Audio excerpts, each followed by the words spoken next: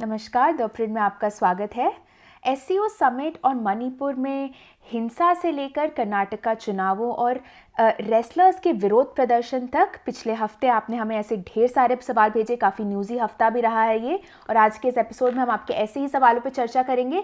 Headlines के पीछे शेखर के साथ मैं अपूर्वा मंधानी, और मेरे साथ है हमारे editor in chief Shekhar Gupta. स्वागत है आपका शेखर। धन्यवाद अपूर्वा, और सबसे माफ़ी मांगता हूँ कि पिछला सप्ताह हमने मिस कर दिया क्योंकि हमको फिर से कोविड हो गया। कुछ ज़्यादा तकलीफ नहीं हुई, लेकिन कोविड तो कोविड ही है ना, तो घर में बैठना पड़ता है।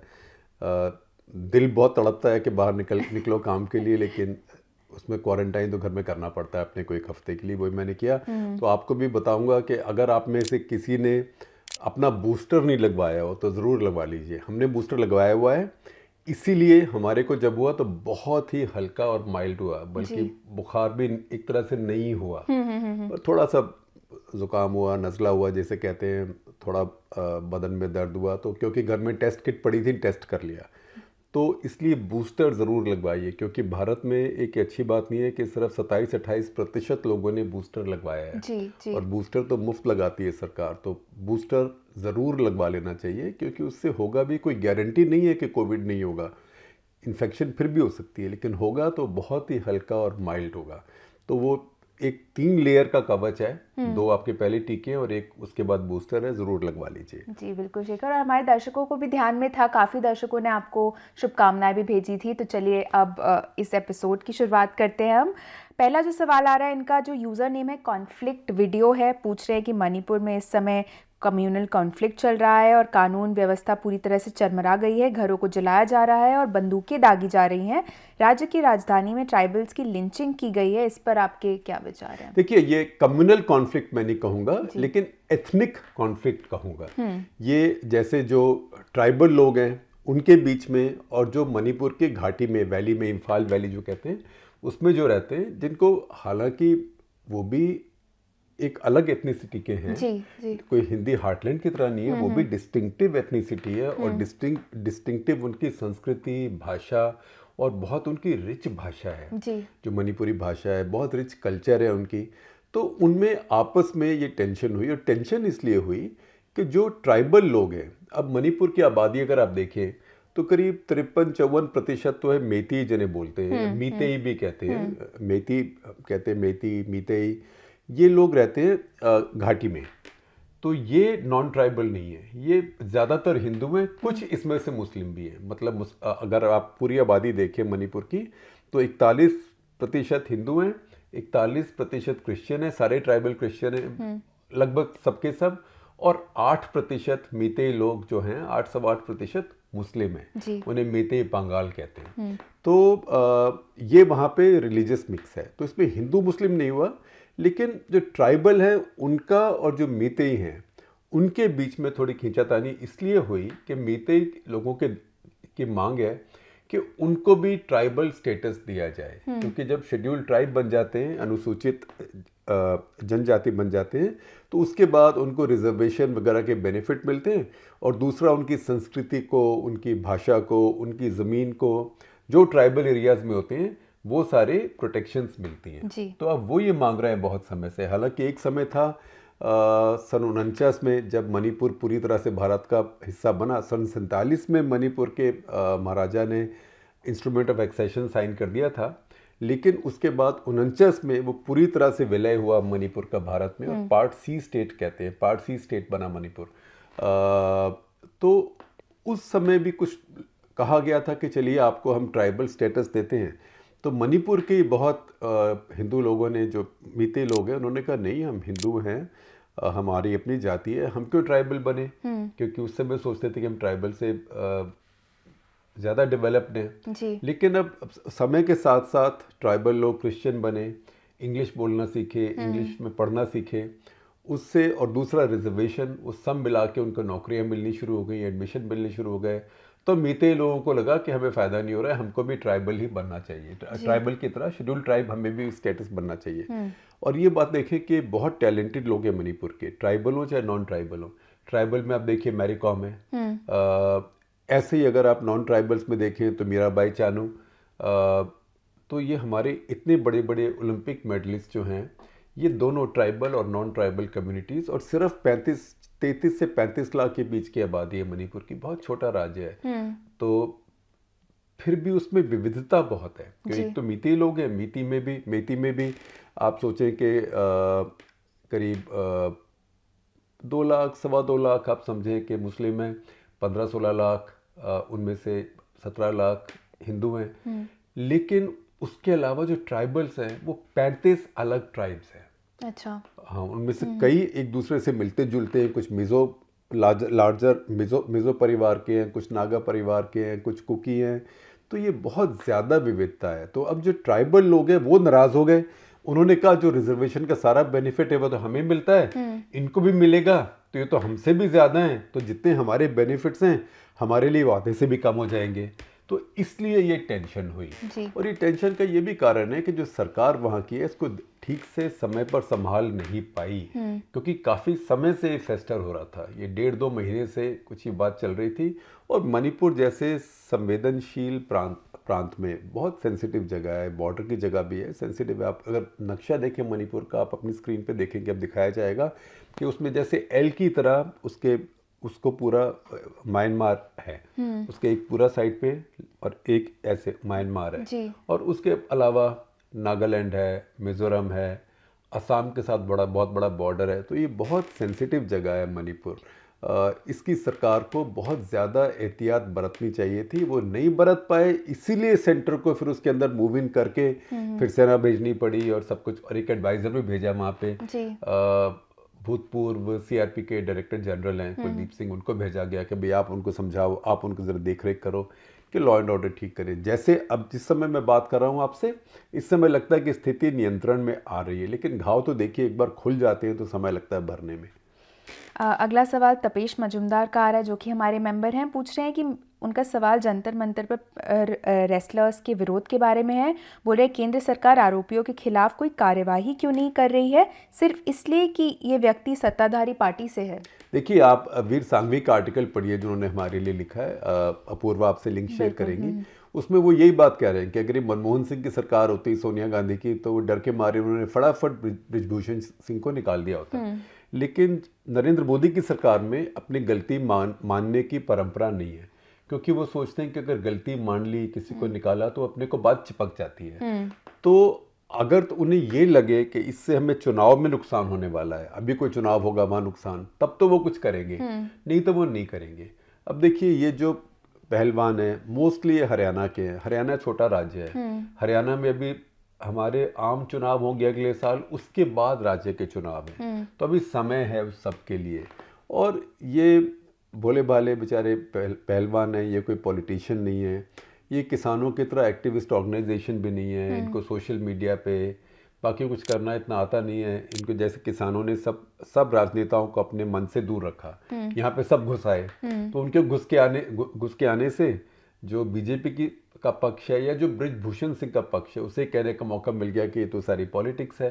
अब फिर कह दिया तो सिर्फ जाति का है, एक जाति है, ये जाट लोग हैं, और उसमें भी 1-2 परिवार हैं। तो इस सब बातों से उन्होंने, जिसको कहते हैं, मामले को कॉम्प्लिकेट कर दिया है। और लेकिन ये बहुत शर्म की बात है, क्योंकि देखिए, अगर यहाँ ही आप सोचें कि विराट कोहली, बुमराह, रोहित शर्मा, ऋषभ पंत और मान लीजिए जिमीमा रॉड्रिग्स, स्मृति मंधाना, ये सब लोग बैठे होते, हरमनप्रीत कौर, ये सब लोग बैठे होते जो हमारे मेल और फीमेल दोनों क्रिकेट स्टार्स हैं, और ऐसी बातें लेके आते कि हमारे जो अध्यक्ष हैं वो हमारे साथ सेक्सुअल हरासमेंट कर रहे हैं। तो अब देखिए, इस देश के अंदर आग लग जाती, आग मतलब फैंस में आग लग जाती। लेकिन हमारे जो फैंस हैं वो ओलंपिक स्पोर्ट्स की परवाह नहीं करते।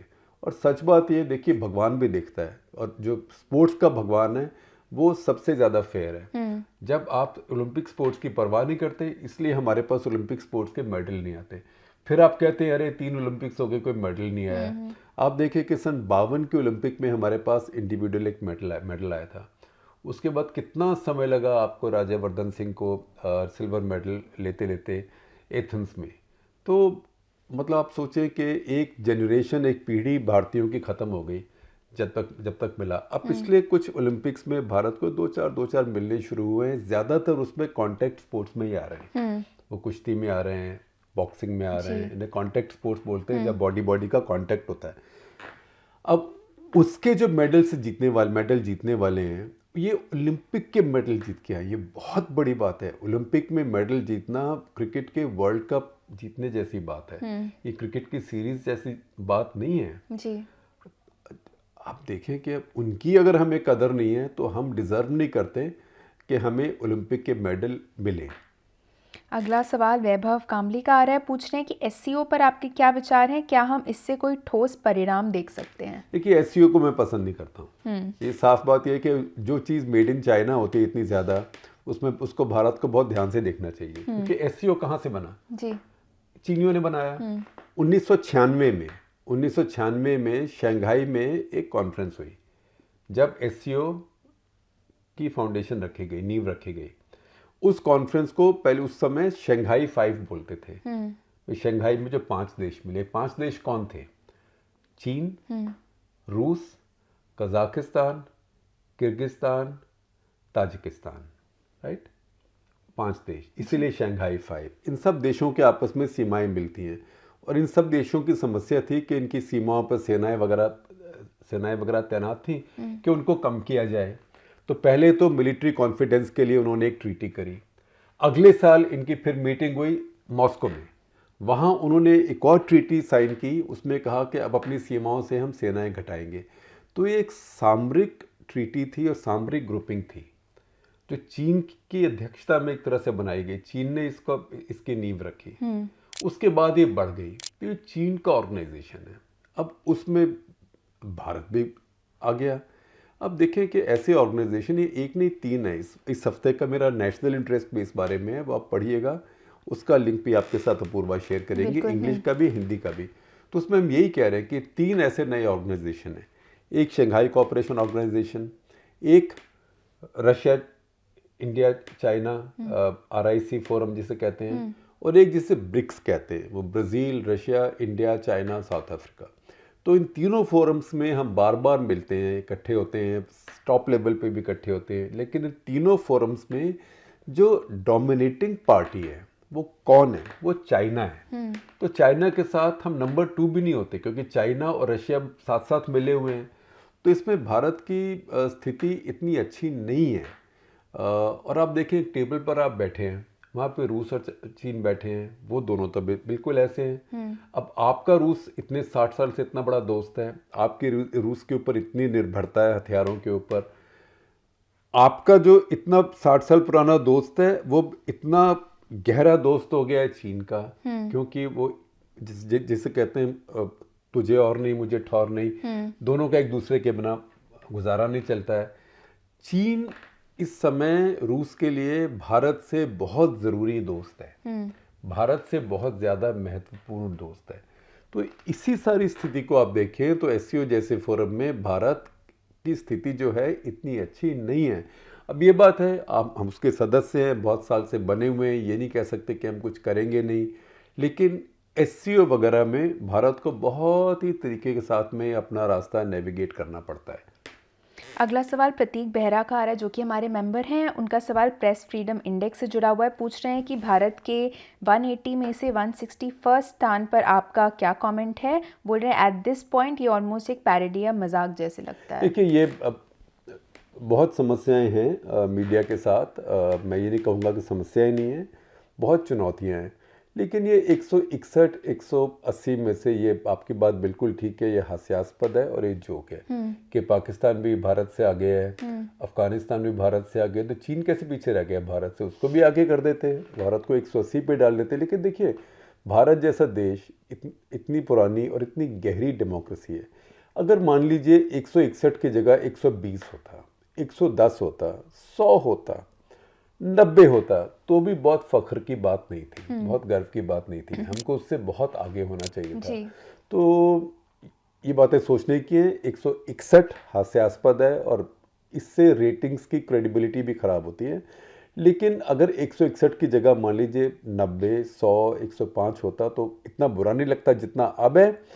लेकिन फिर भी एक सबक होता कि भारत को उससे बहुत बेहतर अभी करना है।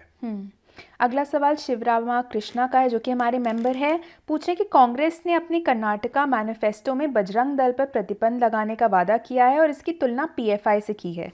ऐसे डिसीजन के पीछे तर्क क्या है? क्या ये शूट इन द फुट है क्योंकि इसका हिंदी बेल्ट में भी प्रभाव पड़ेगा? क्या बजरंग दल एंटी नेशनल है? कर्नाटका चुनाव के इस पूरे ड्रामे पर के बारे में आपकी क्या राय है? देखिए, पोलराइजेशन, ध्रुवीकरण अब हर चुनाव में होता है।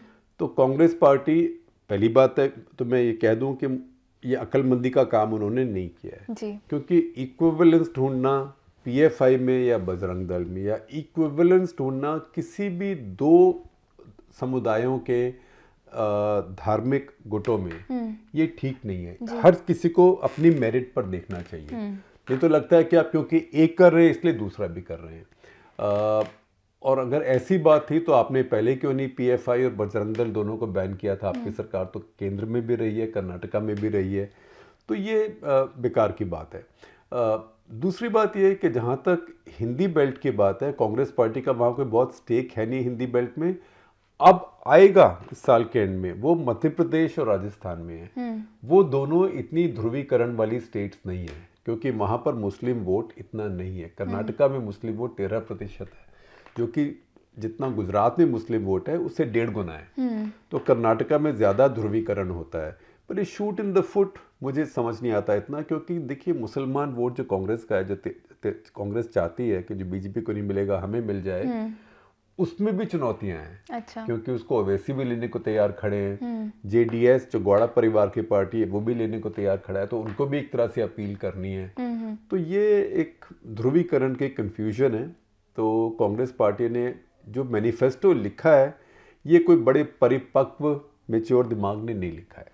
अगला सवाल भी कर्नाटका चुनाव से जुड़ा हुआ है। अभिषेक मलिक, जो कि हमारे मेंबर हैं, इस बार भी हमें कई मेंबर्स के सवाल आए हैं। पूछ रहे हैं कि अगर बीजेपी कर्नाटका चुनाव में उम्मीद के मुताबिक प्रदर्शन नहीं करती है तो क्या बीजेपी मुस्लिम आउटरीच बंद कर देगी? नहीं, देखिए ऐसा नहीं है। मुस्लिम आउटरीच जो बीजेपी कर रही है मुस्लिम वोट के लिए नहीं कर रही है। कई लोग कहते हैं कि उन्हें मुस्लिम वोट बहुत मिल रहा है या मिलेगा, ऐसा नहीं है।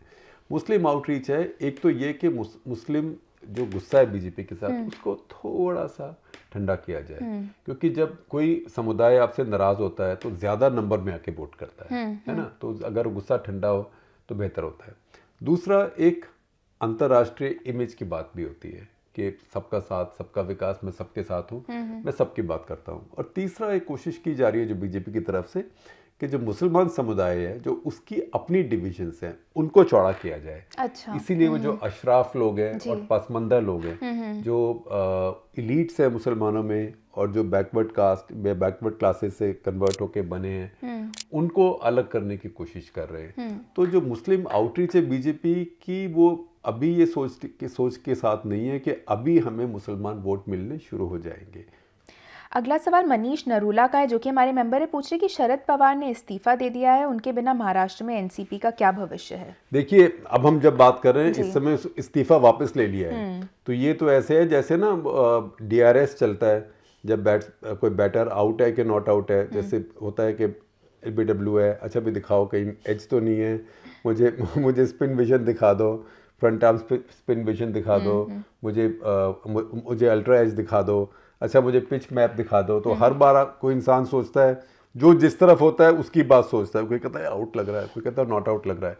तो बार बार वो फ्रेम बार बार दिखाया जा रहा था। तो अभी जब हम बात कर रहे हैं तो उन्होंने वापस ले लिया था। बाकी मुझे पता नहीं, जब तक आप सुनेंगे तब तक क्या होगा। तो इसमें लेकिन गहरी बात यह है कि वो इस्तीफा दें या ना दें, उसमें फ़र्क क्या पड़ता है। अगर वो इस्तीफा दे भी दें, लेकिन अगर वो राजनीति में एक्टिव रहेंगे, सक्रिय रहेंगे, तो पार्टी उन्हीं के कंट्रोल में रहेगी, क्योंकि वोट जो एनसीपी का है वो शरद पवार के पास है। लेकिन यह है कि अगर वो इस्तीफा देते हैं तो एक चुनौती आ जाएगी, उनको फिर अपना उत्तराधिकारी चुनना होगा। और उसमें एक कॉम्प्लिकेशन है कि अगर वो अपनी बेटी को चुनते हैं तो फिर उनके जो भतीजे हैं वो नाराज होते हैं। तो ये हो सकता है इसी को पोस्टपोन करने के लिए वो फिर से अपना इस्तीफा वापस लें, कि कहीं ऐसा ना हो कि सुप्रिया सुले जो उनकी बेटी हैं या अजित पवार जो उनके भतीजे हैं, उन दोनों के बीच में कुछ अनबन हो, उनमें से एक नेता बने दूसरा पार्टी छोड़ दे या एक नेता बने दूसरे को पार्टी से निकाल दे या साइडलाइन कर दे, तो ये उनके लिए एक दुविधा भी है।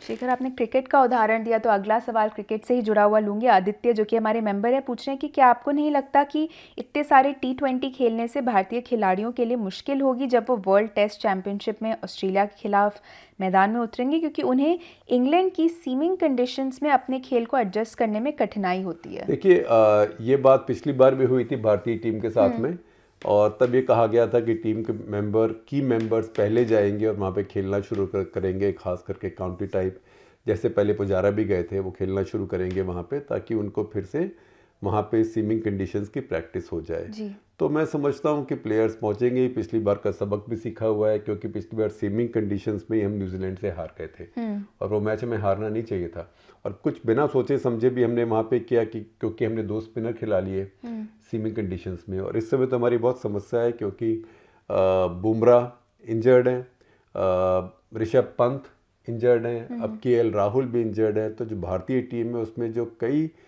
की प्लेयर्स हैं वो मिसिंग है। तो मैं भी चाहूँगा, आपकी भी जो चिंता है वही मेरी भी है, क्योंकि IPL तो क्लब गेम है, और ये बात आगे से BCCI को भी सोचनी पड़ेगी, क्योंकि जब बहुत इंपॉर्टेंट कोई ICC टूर्नामेंट आ रहा हो या क्रिकेट या टेस्ट सीरीज आ रही हो, तो अपने जो की प्लेयर्स हैं उनको IPL में प्रोटेक्ट करना चाहिए इंजरी से। अब देखिए, अब जैसे KL राहुल को इंजरी हो गई, तो एक अच्छे बैट्समैन, एक्सपीरियंस्ड बैट्समैन का आपको अभाव हो गया है।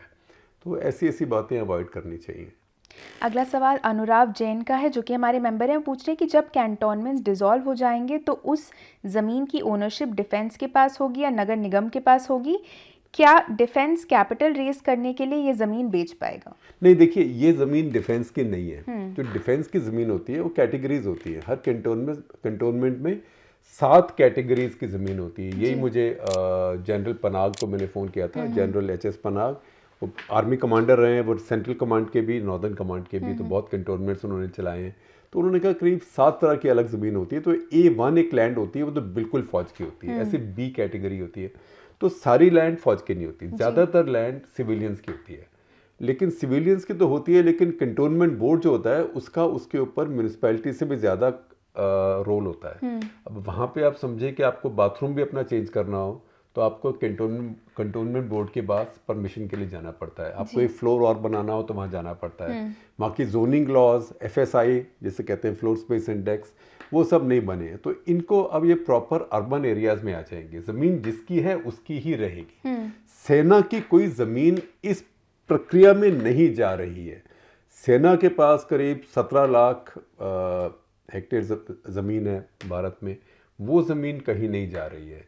उसमें से करीब 1,60,000 ये कैंटोनमेंट्स में है, वो कहीं नहीं जा रही है। वो सेना की ज़मीन सेना के पास है। देखिए, सेना कभी अपनी ज़मीन नहीं देती है, सारी लड़ाई सेना ज़मीन के लिए करती है। तो सेना से ज़मीन लेना बहुत मुश्किल है, बहुत मुश्किल ही नहीं, जैसे वो डॉन को कहते हैं, उसको पकड़ पाना मुश्किल ही नहीं, असंभव है। ऐसी किसी भी सेना से ज़मीन लेना मुश्किल ही नहीं, असंभव है। जी। अगला सवाल चैतन्य कंडवाल का है। पूछ रहे हैं कि आप पुतिन की जान पर हाल के अलेजिड अटेम्प्ट्स को कैसे देखते हैं? इस समय और ज़्यादा नागरिकों को मारने के अलावा रूस किस तरह से आगे बढ़ सकता है? देखिए, पहली बात तो है कि मुझे बिल्कुल कन्विंसिंग नहीं लगता कि ये पुतिन की जान के ऊपर कोई प्रहार था। क्योंकि एक तो बात ये है कि जो भी रूस को जानता है, रूस के बारे में पढ़ता है, उसको ये पता होगा कि पुतिन बहुत कम, ना के बराबर क्रेमलिन में जाते हैं। वहाँ रहते तो है ही नहीं, रात तो वहाँ बिताते हैं ही नहीं।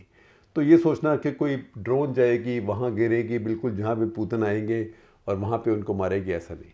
दूसरी बात, जिस तरह से ये फोटोज आई कि ऊपर ड्रोन आई, फिर उसको उड़ाया गया, उसमें आग लगी, नीचे कैमरा भी तैयार है, ये लगा कि थोड़ा सा ज़्यादा शो हो गया। तो पहली बात तो ये है कि कोई कन्विंसिंग नहीं है कि पुतिन के ऊपर कोई ये अटेम्प्ट था, और ये भी कन्विंसिंग नहीं है कि ये यूक्रेन ने क्रेमलिन के ऊपर कुछ गिराने की कोशिश की। अब ये क्यों किया? इसलिए भी हो सकता है कि जैसे हेडलाइन बदलने के लिए लोग करते हैं, लेकिन इसलिए भी हो सकता है कि एक तरह से जस्टिफिकेशन के अब के हम ज़ेलेंस्की के ऊपर कोई अटेम्प्ट कर सकते हैं। तो ऐसा होगा तो बड़ी बदकिस्मती की बात होगी, क्योंकि उससे मामला बहुत बिगड़ जाएगा और पेचीदा हो जाएगा। क्योंकि अल्टीमेटली कोई भी लड़ाई होती है, वो लड़ाई किसी भी स्टेज पे पहुंच जाए, फाइनली उसमें बातचीत ही होती है। और जब बातचीत होती है तब आपको नेताओं की ज़रूरत होती है। तो उस समय दोनों नेता, ये पुतिन और ज़ेलेंस्की, दोनों का होना ज़रूरी है जी। तो ये सब देखने की बात है। पर ये ज़रूर है कि वो लड़ाई जो है इस समय अड़ गई है। इस समय ऐसे अड़ गई है कि ना कोई बढ़ रहा इधर से ना उधर से, जैसे ईरान और इराक की हो गई थी। कई साल तक चली, दोनों देश एक दूसरे के ऊपर आर्टिलरी फायर करते रहे। कुछ कुछ ऐसा ही अभी हो गया है। देखिए अभी तो मई हो गया और कहा गया था कि बहुत बड़ा कोई यूक्रेन काउंटर अटैक करने वाला है या रूस नया अटैक करने वाला है। मई हो गया, गर्मी शुरू हो गई, अभी तो कुछ हुआ नहीं है। अभी है, समय है हालांकि गर्मी का वहाँ पे, और 3 महीने समय है, लेकिन कोई इस स्थिति में इस समय तो नहीं लग रहा है कि कोई बहुत बड़ा काउंटर अटैक या अटैक कर पाए जी। क्योंकि दोनों को, जैसे कहते हैं, दोनों पहलवान इस समय, कई बार पहलवान होता है ना या बॉक्सर होते हैं कि चलता है फ्री स्टाइल काफ़ी देर तक मैच, तो थक जाते हैं बिल्कुल, तो घुसा मारते हैं, फिर भी ऐसे मारते हैं, ऐसे मारते हैं। तो इस समय दोनों की हालत ऐसी ही है। शिखर, अगला सवाल संचित सुमन का है, जो कि हमारे मेंबर है। पूछ रहे हैं कि तेजस, LCH एक्सेट्रा जैसे स्वदेशी वेपन सिस्टम्स में भारत के निवेश को देखते हुए ऐसा लगता है कि मोदी सरकार भारतीय रक्षा निर्माण को ग्लोबल मार्केट में लाने के लिए जोर दे रही है, लेकिन हमने इसमें केवल थोड़ी सफलता देखी है। क्या ये चिंता का कारण है? देखिए, चिंता का कारण तो है, लेकिन इससे पहले कि भारत ग्लोबल मार्केट्स में बेचने जाए, भारत अपनी ज़रूरत के लिए तो बनाए जी। क्योंकि भारत की सेनाएं जो हैं वो ही बहुत बड़ा बाजार है। अगर आप देखें कि LC जैसे तेजस है, तेजस जिस पेस पे इंडियन एयरफोर्स को चाहिए उस पेस पे नहीं बन रहा है, और इसके डबल भी पेस कर देंगे फिर भी वो पेस तैयार नहीं होगा। तो अभी तेजस को इतना बनाएं कि आप उसका निर्यात भी कर पाएं, उसके लिए तो नई नई कई असेंबली लाइन आपको बनानी पड़ेंगी, उसका समय भी नहीं आया है। और दूसरी बात, इन सब चीज़ों की एक सप्लाई चेन होती है। आप तेजस बनाएं, उसका इंजन तो जी से आता है अमेरिका से, उनको भी इंजन और बनाने पड़ेंगे, उसके कई सिस्टम बाहर से आते हैं। ऐसे ही लाइट कॉम्बैट हेलीकॉप्टर है, उसका भी उसके भी बहुत पुर्जे, बहुत पार्ट्स, इंजन वगैरह कुछ बाहर से आते हैं, कुछ यहाँ बन रहे हैं, कुछ इंक्रीजिंगली यहाँ बनने शुरू हुए हैं। तो अभी मैं कहूँगा कि अभी निर्यात से ज़्यादा ज़रूरी है कि हमारी सेनाओं की जो अपनी ज़रूरतें हैं वो पूरी की जाए, क्योंकि निर्यात तो तब होता है जब आपकी प्रोडक्शन सरप्लस होती है। अभी हमारे पास लगता नहीं कि किसी भी बड़े हथियार की, बड़े वेपन सिस्टम की प्रोडक्शन सरप्लस है। कुछ एम्यूनिशन आप एक्सपोर्ट कर सकते हैं, कुछ नॉन लीथल इक्विपमेंट जिसे कहते हैं वो आप एक्सपोर्ट कर सकते हैं, छोटी नौकाएं आप एक्सपोर्ट कर सकते हैं, पैराशूट्स एक्सपोर्ट कर सकते हैं। लेकिन एक फाइटर प्लेन को या फाइटर हेलीकॉप्टर को, कॉम्बैट हेलीकॉप्टर को एक्सपोर्ट करना या टैंकों को एक्सपोर्ट करना, अभी उसके लिए समय बाकी है। अगला सवाल जयप्रकाश पाटिल का है। वो बोल रहे हैं कि मेरा सवाल हाल ही में चल रहे आम आदमी पार्टी से जुड़े विवादों पर है। आम आदमी पार्टी एक नई किस्म की राजनीति का सपना दिखाकर सत्ता में आई और बढ़ते हुए दिख रही है, लेकिन हाल की घटनाओं की वजह से उसकी छवि धूमिल होती दिख रही है। सवाल बोल रहे हैं उनका ये है कि भविष्य में कोई अगर ऐसी ही कोशिश करेगा, तो उदाहरण के तौर पर जैसे प्रशांत किशोर कर रहे हैं बिहार में, जनता उनका इतना साथ दे पाएगी भले ही वो एक ईमानदार प्रयास करता हो? आपके इस विषय पर क्या विचार हैं? देखिए, आजकल की राजनीति में जो जिसके साथ है वो उसके साथ ही रहता है, आमतौर पे साथ नहीं छोड़ता है जी। मैं बात कर रहा हूँ वोटर की। तो एक बार वोटर कमिट हो जाए, जैसे वोटर इस समय जो आम आदमी पार्टी का कमिटेड वोटर है दिल्ली में, उसको नहीं फर्क पड़ेगा इन किसी भी स्कैंडल से, क्योंकि उसके आम आदमी पार्टी से एक अलग तरह की रिश्तेदारी हो गई है। पंजाब में पड़ेगा कि नहीं, अभी पंजाब में आम आदमी पार्टी नहीं है, लेकिन जो मैं पंजाब में घूमता फिरता हूँ कई बार, मेरी सेंस ये है कि एक चीज़ में आप पंजाब के लोग, आम आदमी पार्टी में बहुत खामियां उनकी सरकार में, लेकिन एक चीज़ में वो उसकी प्रशंसा करते हैं, वो ये कि वो नॉन इलीट पार्टी है जी। क्योंकि लोग जो हैं इस समय, जो इलीट है हमारे पॉलिटिकल इलीट्स, कि खूब बड़ी बड़ी गाड़ियाँ, अकेले नहीं आते, 50 गाड़ियाँ साथ आती हैं, फिर ऐसे निकलते हैं बाहर, चारों तरफ पुलिस वाले, तो ये लोग पसंद नहीं करते। लोगों को थोड़ी सादगी वापस चाहिए अपने राजनेता में, जो उन्हें आम आदमी पार्टी में पंजाब में नजर आती है। वहाँ का फीडबैक मैं आपको दे रहा हूँ। तो मुझको नहीं लगता कि इससे जो आम आदमी पार्टी के कमिटेड या लॉयल वोटर्स हैं उनको कोई खास फर्क पड़ने वाला है। लेकिन ये ज़रूर है कि आम आदमी के नेता फंसे हुए हैं, उनके की नेता, 2 नेता जेल में हैं, बाकियों को बार बार जाना पड़ता है अपनी क्वेश्चनिंग के लिए, और सबको एक खतरा भी रहता है कि कब कोई अरेस्ट कर ले, कभी कोई रेड कर दे, तो इस समय दबाव में बहुत है। चलिए इसी के साथ हमारा आज का एपिसोड यहीं खत्म होता है। आशा करती हूँ आपको एपिसोड पसंद आया हो। आप सबसे एक बार फिर धन्यवाद करना चाहूँगी कि आप हर हफ्ते हमसे जुड़ते हैं और हमारा शो देखते हैं। हमसे जुड़ने के लिए आप सभी का बहुत बहुत और हमारे यूट्यूब चैनल की मेंबरशिप लीजिए, ऊपर ज्वाइन बटन लिखा है, वहाँ पर जाइए। थोड़ी सी आप हमें 1 महीने के पैसे देंगे, लेकिन उससे हम आपके सवाल भी पहले लेंगे, आपको और भी काफ़ी बेनिफिट्स मिलेंगे। लेकिन सबसे बड़ा बेनिफिट आपको ये मिलेगा कि आप अच्छी पत्रकारिता को सपोर्ट करेंगे, क्योंकि देखिए अच्छी साफ सुथरी पत्रकारिता जो ना इधर जुड़ी हो ना उधर जुड़ी हो, वो देश के लिए बहुत ज़रूरी है। आप सब बहुत समझदार लोग हैं और आप सिर्फ एक मेंबर बन के हमारे यहाँ पे ज्वाइन बटन पे जाइए, आप हमारी मदद कर सकते हैं और अच्छी पत्रकारिता को आप सपोर्ट कर सकते हैं।